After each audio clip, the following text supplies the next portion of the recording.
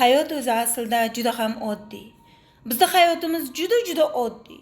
Biz insonlar faqatgina o'zimizni hayotimizni o'zimiz murakkab qildik. Siz hayotingiz mobaynida oddiy gaplashing, oddiy so'zlashing. Hayotga oddiy ko'zlar bilan qarang. To'g'ri yurishga harakat qiling. Ja osmon bo'lmang. Ana o'shandagina hayot juda ham oddiy ekanligini tushunib yetasiz. Mana masalan, oddiygina bir kitobni olsak.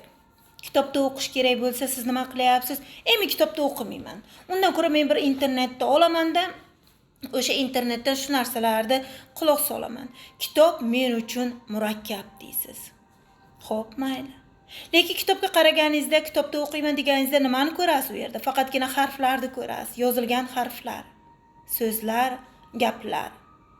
U yerda nima ma'no bor? Bu siz uchun murakkab. Chunki degan sizni o'zingiz murakkab qilib qo'ydingiz bu hayotingizni.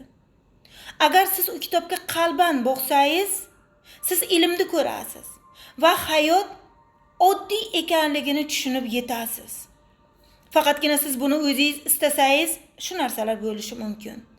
Biz buni qalbdan istashimiz kerak. Yana biz o'zimizni uyimizni shunchalik toza tutishimiz kerakki, go'yoki hozir mehmon kirib keladi. Qalbimizda esa shunchalik go'zal tutishimiz kerakki, go'yoki biz shu bugun, hozirgina shu onda bu dunyoni tark etay degandek. Ana o'shanda siz tushunib yetasiz, hayot oddiy, juda ham oddiy. Faqatgina buni siz, men, biz hammamiz mana bu ongimizga tushuntira olsakkina, hayot qanchalik oddiy ekanligini tushunib yetamiz.